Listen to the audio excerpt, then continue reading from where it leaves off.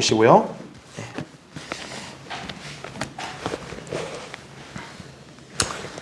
오늘은 이사야 이제 5번째 시간.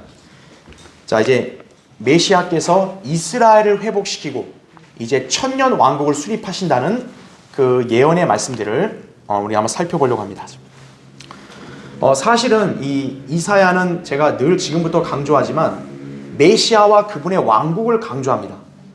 그러니까 메시아와 그분의 왕국과 연관해서는 이스라엘의 회복은 절대 빼놓을 수 없는 거예요.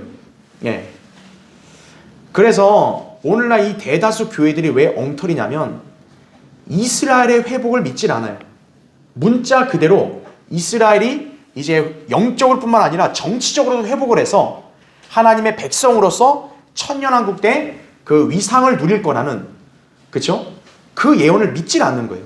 대다수 교회들은. 주로 어떻게 해석을 하냐면 하나님이 이스라엘을 영원히 버리고 그 다음에 이스라엘의 준 복을 교회가 다 받았다는 거죠. 그것만큼 엉터리가 없습니다. 만약 그렇게 되면 어떻게 돼요? 성경의 거의 대다수의 예언들이 다 이렇게 엉망이 되어버립니다. 그래서 성경의 예언은 우리가 기록된 그대로 믿어야 되는 거예요.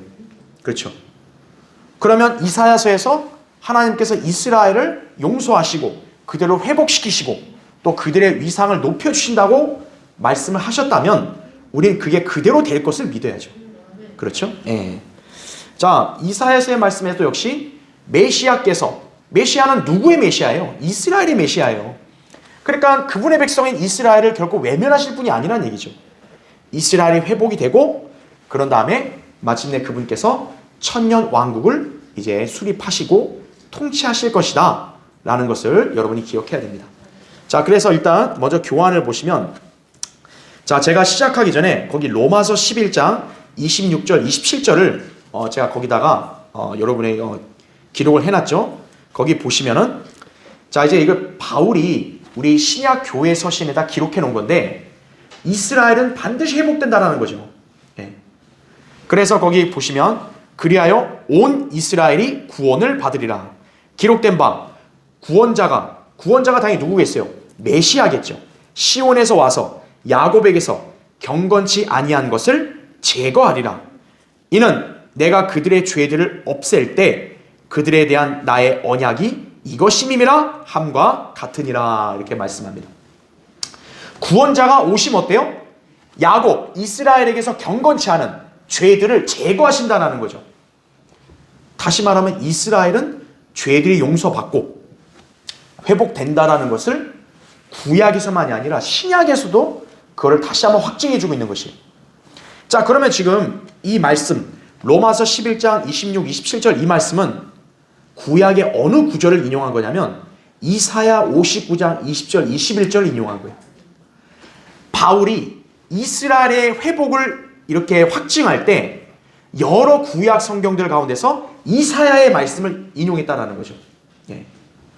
그렇기 때문에 이사야의 예언은 어떤 영적이나 추상적인 게 아니라 정말로 문자 그대로 실현될 수 있는 예언이라는 거죠.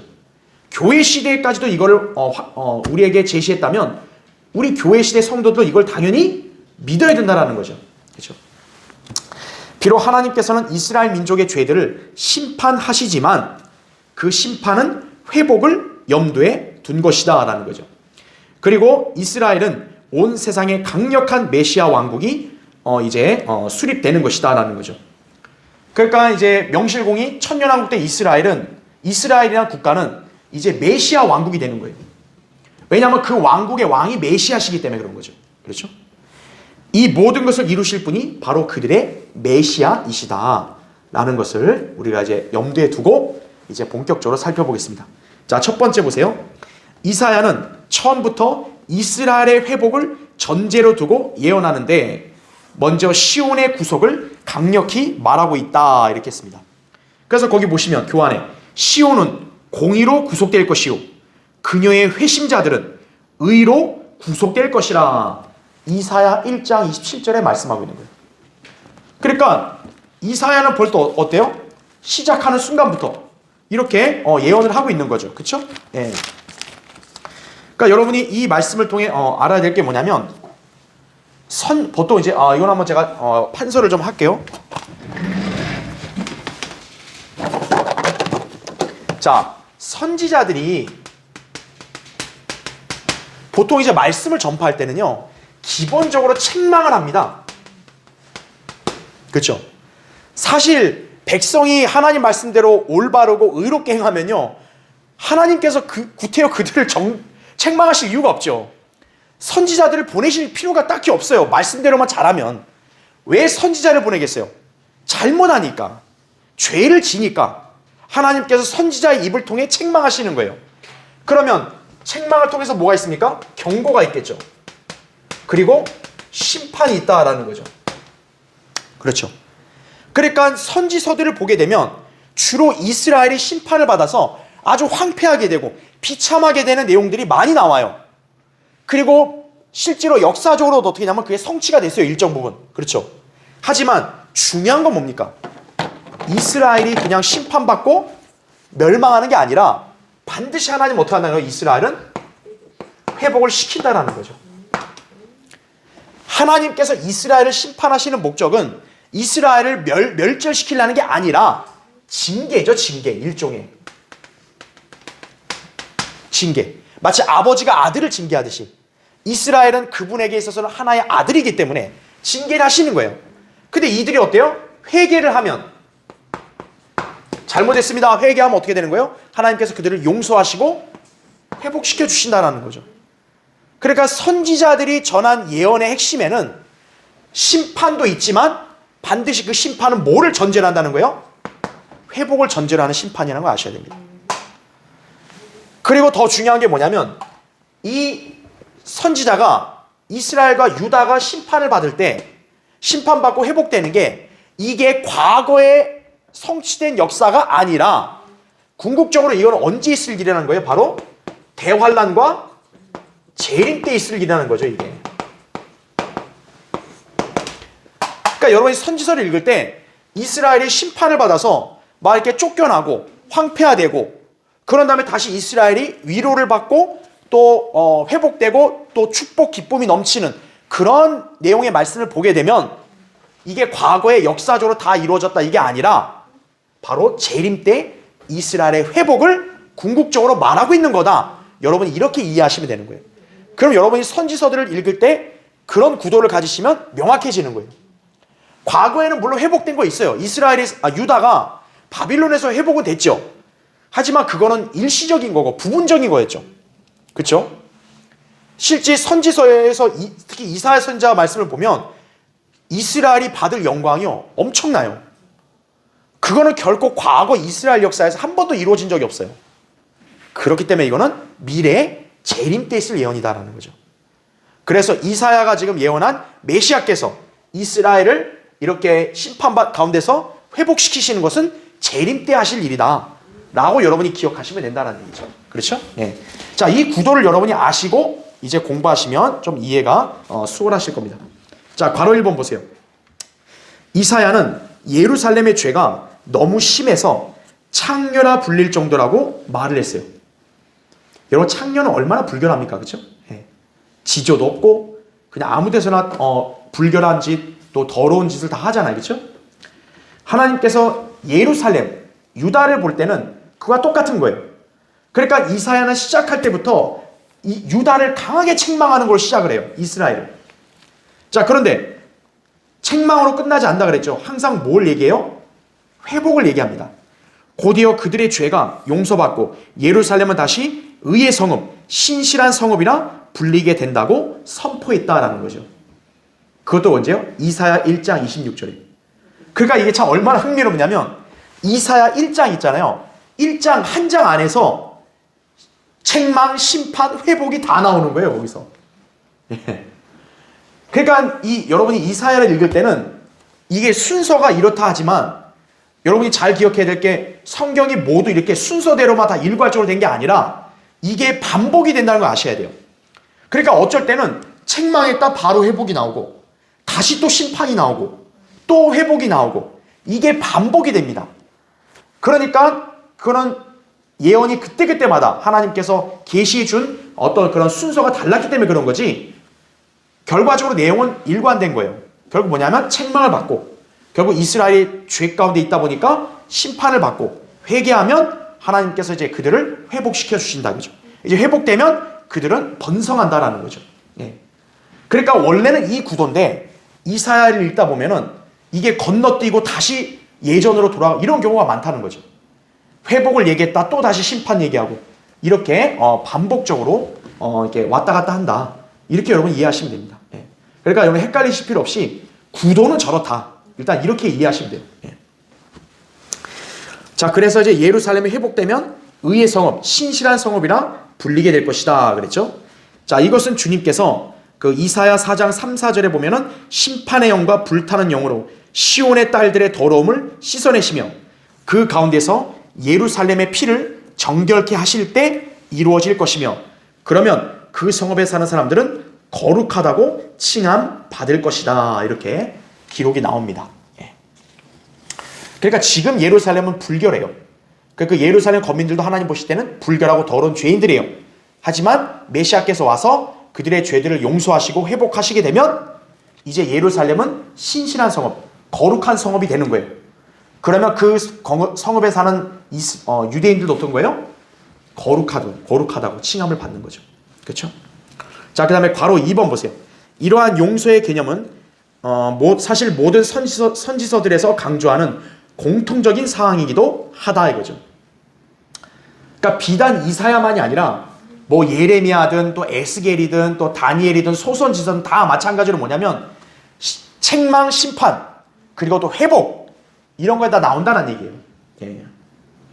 그러니까 회복이 되려면 하나님이 어떻게 해줘야 돼요? 이스라엘을 죄를 용서해줘야 회복이 되는 거죠.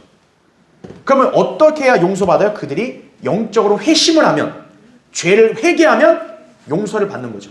예. 그래서 모든 선지서들에서 이 용서의 개념은 다 공통적으로 적용이 된다는 거예요. 이스라엘의 죄에 대해서 공의로우신 하나님께서 심판하시는 것은 당연합니다. 하나님이 이스라엘이라고 그냥 죄 졌으니까 너 봐줄게 이게 아니라는 거죠. 죄에 대해서는 하나님은 공의롭게 심판을 하세요. 그런데 이스라엘과 이방인의 다른 점은 이방인은 그냥 죄 가운데서 심판으로 멸망시키는 거고 이스라엘은 징계의 개념으로 심판해서 회개하면 용서해 주시는 거고 그게 다른 거죠.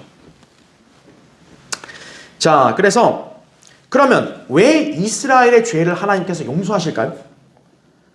그들이 지은 죄가 너무나 엄중한데 그래도 하나님께서 어때요? 그들을 나중에 재림 때는 회개하면 용서해 주시잖아요. 왜 하나님께서는 이스라엘의 죄를 다 용서해 주실까요? 바로 그들의 조상인 아브라함과 맺은 언약 때문에 그런 거예요. 그래서 그들을 하나님께서는 멸망시키지 않으시고 반드시 돌보셔야 합니다. 만약 그들을 이스라엘을 지구상에 없애버리면 어떻게 돼요? 하나님이 아브라함과 약속을 어기게 돼버린 거예요. 아브라함의 자손 다 없어졌잖아요. 이스라엘을 그래서 멸절시키면 안 되는 거예요. 하나님께서는. 징계해주고 심판을 주되 회복은 시키신다는 거죠. 예. 그래서 그들의 죄들을 용서해 주시고 다시 회복시켜 주시는 것이 바로 대환란과 재림 때의 주된 예언이다라는 거죠. 예. 자, 괄호 3번 보세요. 대환란 끝에 이스라엘은 재림하시는 예수 그리스도를 보며 민족적으로 회심하게 될 것이다 라는 거죠. 자, 거기 나오는 9절 보세요. 스가랴 12장 거기 10절 보세요. 또 내가 다윗의 집과 예루살렘의 거민들 위해 은혜와 간구의 영을 부어주리라. 그러면 그들은 잘 보세요. 그들이 찔렀던 나를 쳐다볼 것이며 그랬죠. 이분이 누구죠? 예수 그리스도를 그들이 찔렀단 말이에요. 그렇죠? 예. 바로 십자가에 내주고 찔렀던 바로 그 예수 그리스도를 재림하신 분을 본 거예요. 그럼 어떻게 됩니까? 그들이 그를 위하여 애통하리니 이거죠. 마치 어떤 사람이 자기 외아들을 위하여 애통함 같이 할 것이요 그들이 그를 위하여 비통에 잠기리니 마치 어떤 사람이 자기 첫 아들을 위하여 비통에 잠기듯 하리라 이렇게 말씀하고 있습니다. 특히 이제 이스라엘의 재림 때 바로 그 메시아 우리가 멸시하고 십자가에 내주고 찔러서 죽게 했던 바로 그분이 자기들의 메시아라는 걸 이제 알게 되는 거죠. 그래서 여기서 대대적으로 회개를 하는 거죠. 자, 이스라엘의 회복에는 우선적으로 뭐가 전제돼야 돼요? 영적 회복이 우선돼야 됩니다. 자, 제가 다시 한번 얘기 드리면 이 선지자들이 이스라엘의 회복을 얘기할 때는 두 가지를 다 포함시키는 거예요. 뭐냐면 영적인 회복, 그 다음에 정치적인 회복입니다. 즉 영적인 것은 뭐냐면 그들이 하나님으로부터 떠나서 그렇죠? 우상을 숭배하는 죄를 졌고 그 가운데 있잖아요. 그러니까 그들이 어떻게 해야 돼요? 그 죄를 회개하게 되면 영적으로 회개를 해야 일단 하나님이 용서해 주시죠. 그럼 하나님과의 관계가 회복이 되겠죠. 그게 첫 번째고, 두 번째는 뭡니까? 정치적으로 회복시켜줘야 돼요. 왜냐하면 이스라엘은 하나님이 택하신 지상의 민족이고, 그렇죠? 또 다윗의 보좌에서 메시아가 물리적으로 가시적으로 통치한다 했기 때문에 이스라엘이라는 정치적인 국가, 정부는 당연히 있어야 되는 거예요. 그래서 이스라엘의 회복에는 영적인 것만이 아니라 정치적 회복까지 같이 있는 거예요. 그러면 여기서 우리가 알아야 될 게 뭐냐면 지금 이스라엘이 1948년에 땅으로 돌아왔잖아요. 그러니까 대다수의 교회들이 이스라엘 회복하면 다 그걸로 아는 거예요. 근데 그거는 아닙니다. 지금 이스라엘이 땅으로 돌아온 거는 진정한 회복이 아니에요. 왜요? 지금 이스라엘이 정치적으로 어느 정도 회복됐을지 몰라도 이스라엘은 아직 뭘 못했어요? 이걸 못했죠. 지금 그들은 자기들의 메시아인 예수 그리스도를 믿어요, 안 믿어요? 안 믿고 있어요. 이스라엘 민족이. 영적인 회심이 없기 때문에 지금 이스라엘은 성경의 예언대로 회복된 게 아니라는 거예요. 그래서 이들은 다시 한번 뭘 거쳐야 되냐? 대환란을 거쳐야 돼요. 그래서 이들이 온전하게 심판을 받고, 그래서 이들이 이제 회개하게 돼서 이제 하나님께서 그들의 죄들을 용서해 주시고 깨끗게 해 주시는 영적 회복이 되면 그 다음에 이제 정치적 회복이 되는 거예요. 메시아께서 이제 그들을 통치하신다라는 거죠. 자, 그 개념을 여러분이 기억하시면 됩니다. 자, 괄호 4번 보세요. 이스라엘이 영적으로 회복되려면 무엇보다 그들이 하나님 대신 신뢰했던 모두 우상들을 끊어버려야 한다는 거죠. 하나님 백성이라면 당연히 유일하신 주 하나님, 그들에게 바로 여호와 하나님만을 경외하고 그분을 섬겨야 되는데 지금 이스라엘은 그러지 않죠. 우상들을 자기들 나름대로 숭배하잖아요. 그런 죄를 끊어버려야 돼요. 이를 위해서 하나님께서는 그들의 그런 죄를 강력하게 책망하신 거예요. 이사야 42장 17절 35절 보면 하나님께서 이스라엘의 우상 숭배의 죄를 강력히 책망하세요. 왜냐? 바로 그들이 영적으로 바로잡혀야 된다는 거예요. 그러나 그들의 죄에 대해 심판을 다 받게 되면 이제 메시아께서는 어떻게 합니까? 그들을 다시 회복시키실 것이다 라는 거죠. 한번 찾아볼게요. 여러분 이사야 40장 보세요. 이사야 거기 40장 1절과 2절 보겠습니다.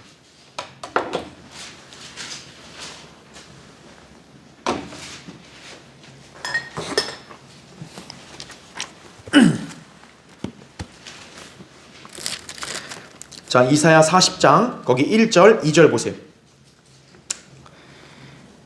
자, 너희는 위로하라. 너희는 내 백성을 위로하라. 너희의 하나님이 말하노라 이렇게 말하죠. 위로하라 이거죠. 내 백성 이스라엘을 위로하라 이거죠. 그 다음에 2절 보세요. 너희는 예루살렘에 다정하게 말하며 그녀에게 부르짖으라. 그녀의 싸움이 다 되었고 그녀의 죄악이 용서받았나니 이는 그녀가 그녀의 모든 죄에 대하여 주의 손에서 배로 받았음이라 이거죠. 자, 징계로 심판을 받았지만 용서받고 회복될 때는 복을 몇 배로 받아요? 2배로 받은 거예요. 여러분 딱 이 말씀 보면 떠오르는 인물 없어요? 욥이 떠올라야죠. 욥이 어땠어요? 사탄의 기질로 엄청난 고난을 받다가 마지막 42장에서 회복될 때 하나님께서 전에 욥보다 전에 주신 것보다 2배로 복을 줬다 그랬죠. 바로 그 욥이 이 유대인들 환란 때 끝까지 믿음을 지킨 바로 그 유대인들의 예표가 되는 인물이죠.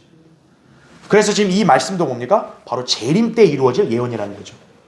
지금 이스라엘은 제대로 된 위로를 받았을까요? 못 받았죠. 여기 보시면 그녀의 싸움, 예루살렘의 싸움이 다 되었다 그러는데 사실 예루살렘이 지금 싸움이 없어요? 예루살렘의 쟁탈이 얼마나 심해요 지금. 그러니까 이거는 초림 때든 지금이든 성취된 적이 없어요. 바로 이 말씀은 재림 때 이루어질 예언이라는 거죠. 재림 때 예루살렘과 유대인들은 이제 위로를 받게 되는 거예요. 죄악들이 용서받고 예루살렘에 더 이상 전쟁이 없고 이제 하나님께서 그들을 회복시켜 주시니까 이제는 그들에게 위로를 할 수 있다는 거죠. 왜? 이제 니네는 더 이상 죄에 대한 그런 괴로움을 당할 필요 없다라는 거죠. 그렇죠?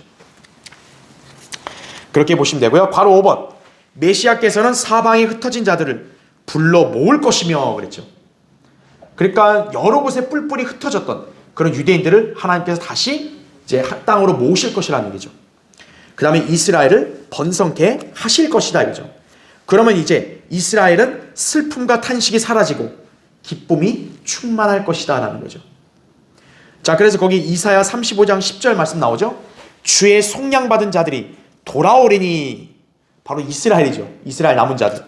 그들의 머리 위에 노래와 영원한 기쁨을 가지고 시온으로 오리라 하지. 그들이 기쁨과 즐거움을 얻으리니 슬픔과 탄식은 달아나리라 그랬습니다. 자, 이거는 결코 과거에 에스라 느헤미야 때 예언이 아니에요. 왜냐하면 바빌론에서 돌아왔어도 그들에게 슬픔과 탄식은 계속 있었죠. 에스라 느헤미야 보세요. 얼마나 그 백성이 그 이방인과 자포남으로써 얼마나 괴로워했냐고요. 그렇죠. 슬픔과 탄식은 계속 있어 왔죠. 예수님 초림 때도 어때요? 계속 슬픔과 탄식은 있어 왔다고요. 포로가 됐으니까. 로마의 그런 속박 아래 있으니까. 그러니까 이 말씀은 재림 때 이루어지는 거죠. 이제 재림 때 이스라엘이 돌아오게 되면 다시는 슬픔과 탄식이 없다는 거죠. 이제 이스라엘에게 더 이상 죄에 대한 징계, 어떤 심판 없다는 거죠. 이제 재림 때는. 그들은 이제 회복돼서 영원히 기쁨과 이제 화평 가운데 있게 될 것이다는 거죠. 그게 이사야 35장 10절에서 하신 말씀입니다. 자, 그래서 이 이사야에서는 바로 시온, 예루살렘이 구속을 받는다. 그 구속을 받아서 이스라엘이 회복된다. 그것을 이루실 분이 바로 그들의 메시아다라는 것을 예언해주고 있다. 이렇게 보시면 됩니다. 자, 그럼 이제 두 번째 보세요. 그 교환에. 주님께서는 이스라엘을 위해 싸우시어 그들을 위해 복수해 주실 것이다 라는 거죠. 이사야 42장 10절에 보면 주께서 그들을 위해서 용사같이 나가 싸우신다 그랬어요. 주님이 왜 싸워요? 그 이방인들과 왜 싸워요? 이스라엘 복수해 주려고 싸우시는 거예요. 네. 그리고 주님은 예루살렘에 좌정하시어 이스라엘의 정치적 회복을 이루실 것이다 라는 거죠. 그러면 이스라엘 국가는 강력한 메시아 왕국이 될 것이고 주님은 온 땅을 통치하실 것이다. 이것이 천년 왕국이다 라는 거죠. 천년 왕국은 당연히 이 지구를 새롭게 해서 메시아께서 통치하시지만 일단 메시아께서 중심으로 삼는 국가는 어디라는 거예요? 이스라엘이라는 거죠. 그분은 바로 이스라엘의 메시아이기 때문에 그런 거죠. 그렇죠? 그래서 이스라엘을 하나님이 영원히 버렸다라는 것은 굉장히 심각한 거짓 교리인 거예요. 그게. 네. 이스라엘 교회는 딱 엄격하게 분리해야 돼요. 우리는 이스라엘이 아니에요. 우리는 그리스도의 신부죠. 그렇죠. 네. 괄호 1번 보세요. 성경은 일찍이 메시아이신 예수 그리스도께서 예루살렘의 다윗의 보좌에 앉으시어 야곱의 집안을 영원히 통치하실 것을 예언했다라는 거죠. 누가복음 1장 31절부터 33절 보면 가브리엘이, 천사 가브리엘이 마리아에게 예언을 했죠. 너의 태에서 예수가 나올 거다. 그분께서 야곱의 집안을 영원히 통치할 것이다. 조상 다윗의 보좌에 앉아서 영원히 통치할 것이다. 그렇게 못을 박았죠.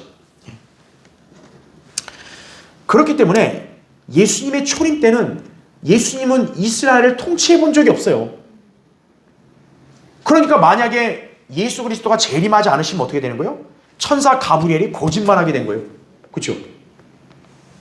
그래서 예수 그리스도는 반드시 재림하셔서 이스라엘을 통치하셔야만 천사 가브리엘이 거짓말하지 않게 되는 거예요. 예. 자, 바로 이 메시아께 조상 다윗의 보좌가 주어진다 그러죠. 왜요? 메시아는 누구의 아들로 오셔야 되기 때문에 그래요? 다윗의 아들로 오셔야 되기 때문에 그런 거예요. 그래서 메시아께서는 다윗의 보좌에 앉을 정통성이 있는 거예요.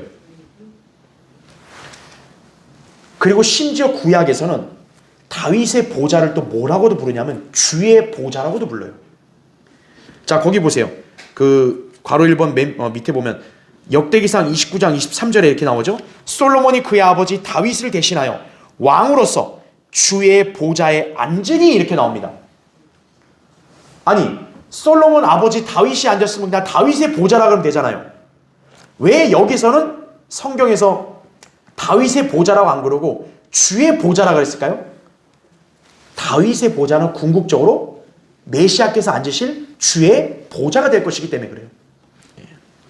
자, 예레미야 3장 17절이나 14장 21절에도 예루살렘의 다윗의 보좌를 주의 보좌라고 부른다고요. 그렇기 때문에 바로 메시아께서 그 보좌에 앉으셔야만 구약에서 이렇게 말씀한 것도 틀리지 않게 되는 거예요. 밑에 괄호 2번 보십시오. 자, 그러면 이제 주님께서 다윗의 보좌에 앉으시겠죠? 그러면 주께서는 온 땅을 치리할 왕이 되시리니 그날에는 한 분 주께서 계실 것이며 그의 이름 하나만 있으리라 라는 말씀대로 될 것이다 이거죠. 스가랴 14장 9절에 온 땅을 치리할 왕은 오직 한 분 누구예요? 메시아신 주 예수 그리스도예요. 천년왕국이죠 이게 바로. 그렇죠. 이것은 문자 그대로 성취될 예언이다 이거죠. 그래서 예수 그리스도께서는 인자가 그의 영광 중에 오고 또 모든 거룩한 천사들이 그와 함께 오면 그때 그가 그의 영광의 보좌에 좌정할 것을 말씀하신 것이다 이거죠. 마태복음 25장 31절에 말씀하는 거죠. 바로 민족들을 심판하실 때 이제 올리브산 한가운데 서시고 그리고 이제 다윗의 보좌에 앉으시는 거죠. 바로 그때 민족들을 심판하신다 라는 말씀을 하는 겁니다. 그렇기 때문에 마태복음 25장의 그 말씀이 성취가 되려면 예수 그리스도는 지상의 예루살렘으로 실제 재림을 하셔야 돼요. 이거를 막연하게 그냥 하늘에서 뭐 백보자 심판 이렇게 해석하면 안 된다고요. 그러면 왜 여기서 영광의 보좌란 말을 왜 해요? 올리브산 얘기를 왜 하냐고, 그렇죠? 네. 자, 그래서 예수 그리스도께서 천년왕국 때는 바로 예루살렘의 지상의 예루살렘의 다윗의 보좌에 앉아서 정치적으로 문자주 그대로 통치하시는구나 이렇게 알 수 있는 거예요. 이사야는 바로 그 예언을 강조하는 거라고요. 자, 이제 넘어오셨죠? 괄호 3번 메시아께서 예루살렘의 보좌에 앉아 통치하실 왕국은 지상에서 공의와 정의를 실행할 것이다 라는 거죠. 현재 이 세상은 결코 의롭지도 않고 그렇죠? 공평하지 않죠. 예. 왜냐하면 인간 왕들이 모두 죄인들이기 때문에 그들은 결코 완벽한 치리를 할 수가 없어요. 하지만 메시아께서는 죄 없는 분이시기 때문에 지상에 오시면 완벽한 공의, 완벽한 정의로 바로 통치하실 것이라고. 그래서 어느 누구도 그분의 통치에 대해서 감히 토를 못 달아요. 감히 이의제기 못해요. 예. 자, 주님은 시온산, 즉 예루살렘에서 통치하실 것이다 이거죠. 그리고 그의 날들에 유다는 구원을 받고 이스라엘은 안전하게 거할 것이다 라고 했어요. 예레미야 23장 5절 6절에 나오대요. 당연하겠죠. 아니 메시아께서 그 예루살렘의 보좌에 눈에 딱 보이게 앉아 계시고 그렇죠. 또 거기를 지키시는데 그 예루살렘에 있는 이스라엘 땅에 있는 유대인들이야 당연히 어떻게 되겠어요? 안전하게 거하겠죠. 천년왕국 때는 어느 누구도 감히 이스라엘의 털끝도 못 건드린다는 거죠. 자, 이때 이 예루살렘은 이사야 60장 14절에 나온 대로 무슨 도성으로 불린다고요? 주의 도성으로 불린다 이거죠. 왜냐? 주님이 계시니까. 네. 예루살렘은 주의 도성으로 그때 불리게 될 것이다 이거죠. 괄호 4번 이것이 이사야가 말하는 위대한 왕국으로의 회복이다라는 거죠. 아까 제가 얘기한 대로 영적인 회복, 이제 하나님과의 관계가 올바르게 정립이 되는 거예요. 이스라엘이 회개함으로 죄가 용서돼서. 그 다음에 정치적 회복은 메시아를 통한 위대한 왕국이 수립되는 거예요. 바로 그 지금 팔레스타인 땅을 위시한 이스라엘 그 지역에서 이제 메시아께서는 위대한 왕국을 수립하실 것이다 그죠. 그러면 어떻게 될까요? 아까 얘기한 대로 온 땅을 치리할 왕은 한 분이시니까 전 세계 모든 민족들이 바로 그분께로 나와야 되는 것이죠. 자, 그것을 이사야 선지자는 초반부터 얘기해 주고 있어요. 여러분 거기 이사야 2장 보세요.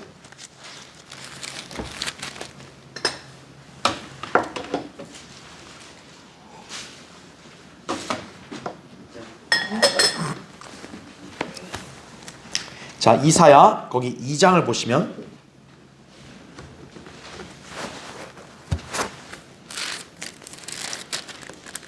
자, 이사야 2장 1절부터 볼게요. 아모지 아들 이사야가 유다와 예루살렘에 관하여 본 말씀이라 그랬죠. 자, 2절 보세요. 마지막 날들에, 자, 여기 마지막 날들이라는 표현을 썼다면 분명히 이거는 재림과 연관된 거죠. 그렇죠? 자, 보세요. 주의 전이 산이 산들의 정상에 세워질 것이요 작은 산들 위에 높아지리니 모든 민족들이 그곳으로 몰려들 것이라 그랬습니다.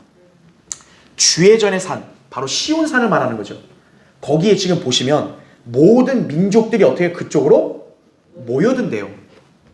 자, 그러니까 이거는 결코 과거에 있었던 적이 없었죠. 세상에, 이 지구상에 어떤 민족들이 예수 그리스도께 나온 적이 언제 있어요? 없잖아요. 바로 재림 때 있는 거죠. 그러면 거기 3절 보세요. 많은 백성이 가며 말하기를 너희는 오라 우리가 주의 산에 야곱의 하나님의 전에 올라가자. 그리하면 그가 그의 길을 우리에게 가르치실 것이며 우리는 그의 길에서 행하리니 이는 잘 보세요. 율법이 시온에서 나오며 주의 말씀은 예루살렘으로부터 나올 것임이라 하리라 이렇게 말씀하고 있습니다. 지금 민족들이 왜 가는 거예요? 하나님 말씀을 듣고 배우려고 가는 거예요. 자, 이런 세상이 언제 있었어요? 없었죠. 과거에는. 천년왕국 때 있는 거예요. 지상의 모든 민족들이 예루살렘에 있는 왕께로 가서 말씀을 듣는 거예요. 자, 그런데 여기 보면 특이한 점이 율법이 어디에서 나온다 그래요? 시온에서 나온다 그래요. 자, 율법은 과거에는 모세가 어디에서 받았어요? 시내 산에서 받았죠. 그러니까 이거는 과거에 말하는 게 아니에요. 율법은 시내 산에서 나온 거예요. 과거의 율법은. 그럼 여기의 율법은 과거가 아니라 바로 뭐라는 거예요? 천년 왕국 때 예루살렘에서 나온다라는 거죠. 시온에서. 그러니까 이건 천년 왕국의 예언의 말씀인 거예요. 그러니까 천년 왕국 때는 바로 그 이스라엘 땅에 있는 메시아가 있는 예루살렘으로 어떻게 해야 되는 거예요? 모든 민족들이 몰려와서 하나님 말씀을 배워야 된다는 거죠. 자, 인류 역사상 이런 일이 있었을까요? 우리가 그렇게도 복음을 전하고 하나님 말씀 배우라고 하면 그저 귀뚱으로 안 들었던 그 세상 사람들이 이제 어떻게 되는 거예요? 천년왕국 때 만약에 유입된 민족이면 자연스럽게 오는 거예요. 하나님 말씀 듣겠다고. 놀라운 일이죠. 그렇죠? 네. 자, 괄호 5번 보십시오. 메시아가 통치하실 천년왕국 때는 모든 민족들이 해마다 주님께 경배하러 예루살렘에 와야 한다 이거죠. 만일 오지 않으면 재앙을 당할 것이다 이거죠. 천년왕국 때는 하나님은 사랑이다, 은혜다 그래가지고 아무렇게나 해도 가만 놔두냐? 그게 아니라 천년왕국 때는요, 예수 그리스도는 말 그대로 딱 강력한 그런 철권 통치를 하시기 때문에 어느 누구도 그거를 감히 거역할 수 없어요. 그래서 해마다 예루살렘에 와서 주 하나님께 경배를 드려야 된다고 하죠. 만약 이방 민족이 경배를 안 드리면 어떻게 돼요? 재앙을 당해요. 그 재앙이 뭐냐? 그 나라에 비를 안 주시는 거예요. 그래서 거기 보세요. 스가랴 14장 16, 17절 보시면 예루살렘을 치러 온 모든 민족들 가운데서 남아있는 자도 각기 그 왕 만군의 주께 경배하러 또 장막절을 지키려고 해마다 올라올 것이라. 땅의 모든 족속 중에서 그 왕 만군의 주를 경배하려고 예루살렘에 올라오지 아니하는 자들에게는 자, 뭐라고 얘기합니까? 비가 내리지 아니하리라. 이런 가뭄 들어봐요. 얼마나 고통스러워요. 그렇죠? 네. 그래서 천년왕국 때는 지상의 모든 민족들이 이스라엘 땅에 있는 예루살렘으로 해마다 와서 바로 그 이스라엘의 메시아께 경배를 드려야 된다는 거예요. 네. 자, 그러면 이스라엘의 위상은 어떻게 했어요? 천년왕국 때 대단하겠죠? 지상에 미국인이 유럽인이 여러 나라들이 자기네들 국력 좋다고 이렇게 오만방자해 굴잖아요. 특히 중국 같은 나라. 그렇죠? 천년왕국 때는 감히 그 고개도 못 드는 거예요. 천년왕국 때는 이스라엘이 가장 으뜸 국가가 되는 거예요. 바로 그 이스라엘의 메시아가 전 세계 왕이에요. 자, 그래서 이제 교환의 세 번째 보세요. 세 번째.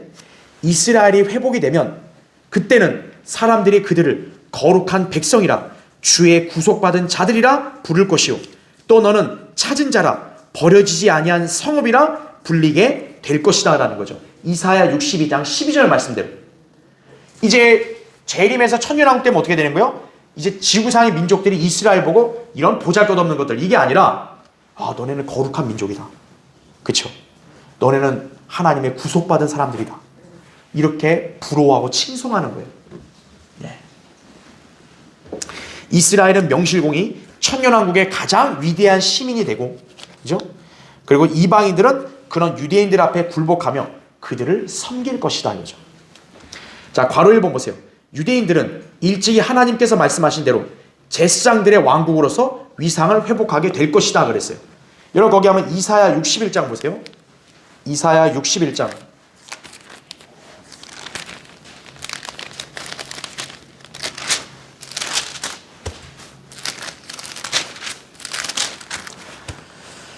자, 이사야 61장 거기 6절을 보시면,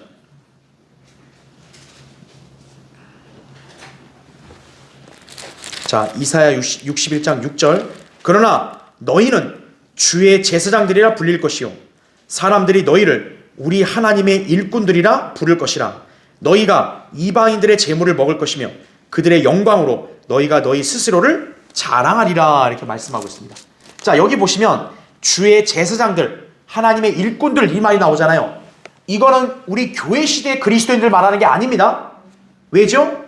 여기 보면 이 사람들은 이방인들의 재물을 먹는다 그랬잖아요. 우리는 이방인들의 재물을 먹는 사람들이 아니잖아요. 그렇죠? 우리는 영적인 제사장들은 맞지만 우린 이방인들의 재물을 실제 먹는 사람들이 아니죠. 하지만 구약의 제사장들은 어땠어요? 백성들이 하나님께 드리는 재물을 먹었잖아요. 그렇죠? 천년왕국 때 이스라엘 자체가 뭡니까? 제사장들의 왕국인 거예요. 그래서 이방인들이 하나님께 경배하러 드리는 그런 재물들, 바로 거기에 유대인들도 제사장 왕국으로서의 그런 혜택을 갖는 거죠. 이 사람들도. 그러니까 이거는 말 그대로 천년왕국 때 이스라엘에게 해당되는 예언의 말씀이다라는 거예요. 자, 그래서 이방인들은 유대인들을 통해 시온에 계신 주 하나님을 뵙고자 나올 것이다 라는 거죠. 참 놀라운 게 뭐냐면 이방인들이 단독으로 하나님께 직접 나아갈 수 없어요. 반드시 유대인들을 거쳐서 가야 돼요. 왜냐하면 구약에도 어때요? 일반 백성들이 하나님께 나아갈 때 누구를 통해 나아가요? 제사장들을 통해 나아가잖아요. 제사장들이 그 제물을 받아서 하나님께 드리고 나아가잖아요. 그와 같은 원리로 이방인들도 천년왕국 때는 자기들이 단독으로 못 가요. 유대인들을 통해 나아가야 되는 거예요. 다시 말하면 왕을 아련하려면 어떻게 해야 되는 거예요? 유대인을 거쳐서 가야 되는 거예요. 그러니까 그 유대인의 위상이 얼마나 대단하겠어요. 그죠? 예. 그래서 거기 괄호 2번 보세요. 특히 이방인들은 유대인들을 통해 하나님으로부터 복을 받을 것을 알고 그들에게 밀착할 것이다 이거죠. 소위 말하면 좀 왕이나 높은 사람 옆에 가까이 있는 사람은 어때요? 이렇게 다른 사람들이 거기 알랑거리잖아, 막 붙어서 잘 보이려고. 천년왕국 때는 이방인들이 어떻게 한 거예요? 유대인들에게 잘 보이려고 그런다 그러죠. 자, 거기 스가랴 8장 23절. 자, 교환에 표시했죠? 거기 보시면 만군의 주가 이같이 말하노라.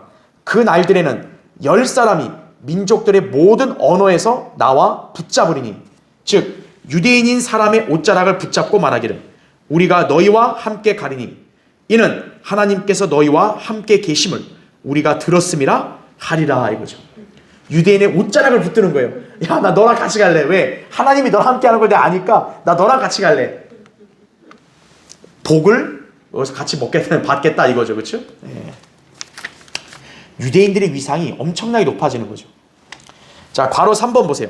대환란과 민족들의 심판을 통과한 구원받은 이방인들과 왕들은 어떻게 한다고요? 유대인들을 섬길 것이다 라는 거죠. 지금은 지구상의 민족들이 유대인을 깔보지만 천년왕국 때는 지상의 온 이방 민족들은 유대인을 섬겨야 돼요. 자, 거기 이사야 60장 보세요. 60장 제가 12절부터 읽을 테니까 잘 보세요. 자, 이사야 60장 거기 12절. 너를 섬기지 아니하는, 여기 너는 이스라엘을 말합니다. 너를 섬기지 아니하는 민족과 나라는 어떻게 된대요?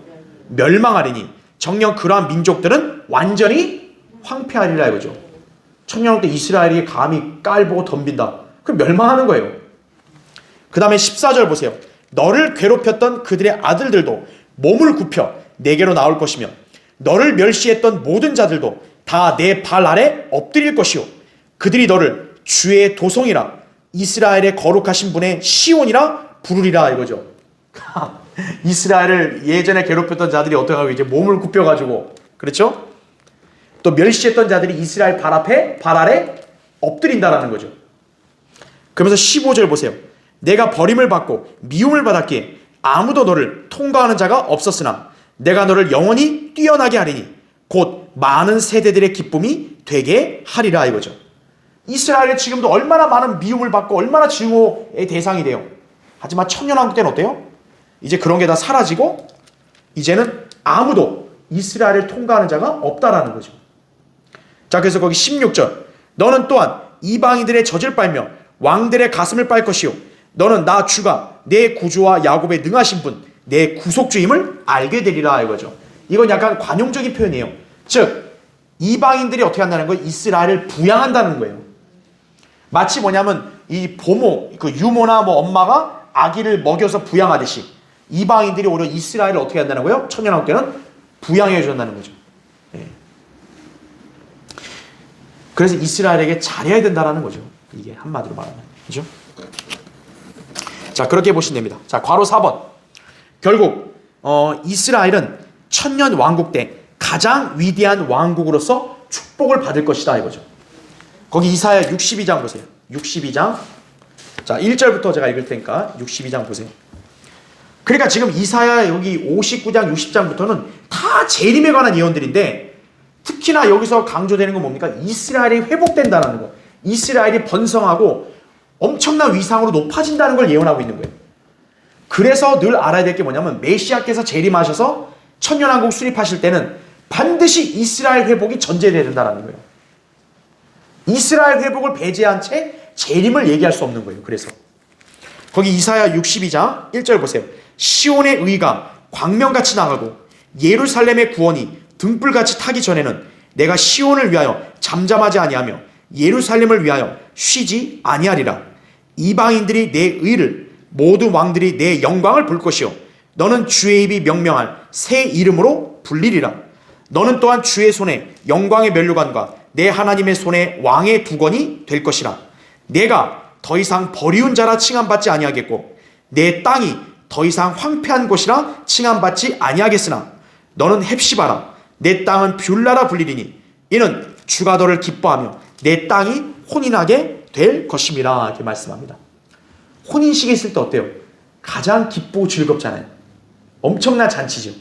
바로 이스라엘 땅이 바로 그러한 기쁨과 즐거움이 충만할 것임을 여기서 예언하고 있는 것이죠. 그렇죠. 자, 그래서 이제 교환의 마지막 네 번째 보세요. 그래서 이사야 48장부터 메시아께서 자신의 백성인 이스라엘을 회복시키신다는 예언이 반복적으로 제시가 된다 그랬습니다. 자, 다음 시간에 더 자세히 하겠지만 이사야 그 40장부터 해서는요 48장까지는 하나님의 전능하시고 위대하심을 계속 강조해요. 뭐와 어떻게 강조하냐면 이방인들의 신, 이방인들의 우상과 비교해서 하나님만이 유일한 분이라는 점을 40장부터 쭉 48장까지 계속 강조합니다. 왜 그럴까요? 바로 유대인들로 하여금 이방인들 같이 헛된 우상을 섬기지 말고 하나님만을 온전히 믿고 경외하고 경배드리라는 거죠. 예. 그러니까 하나님께서 왜 이사야서를 통해서 계속 하나님의 전능하심을 이방 우상과 비교하냐면 하나님의 백성 자체도 그런 우상에게 휩쓸릴 수 있으니 그런 게 허상이다, 아무것도 아니다라는 걸 깨우쳐주는 거예요. 너희를 구원할 분은 우상이 아니라 뭐라는 거예요? 바로 너희들의 하나님이다라는 거죠. 바로 그 하나님이 메시아라는 거죠. 그래서 이사야 선지자는 그걸 강조하는 거예요. 그러면서 48장부터 해서는 이스라엘의 회복이 반복적으로 나오는 거예요.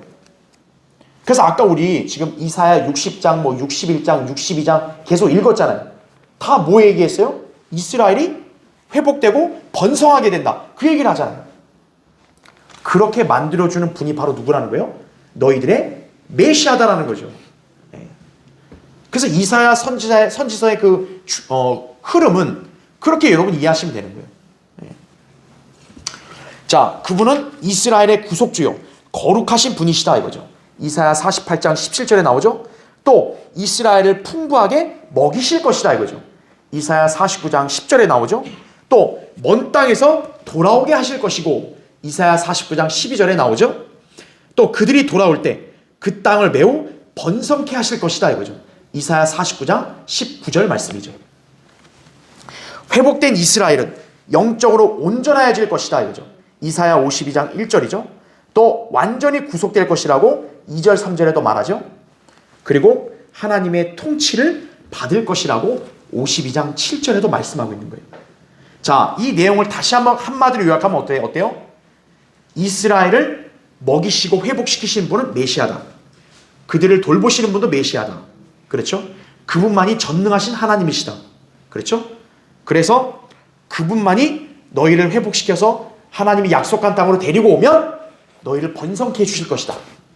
너희들은 영적으로 온전해지고 또 하나님의 통치를 받을 것이다 이거죠.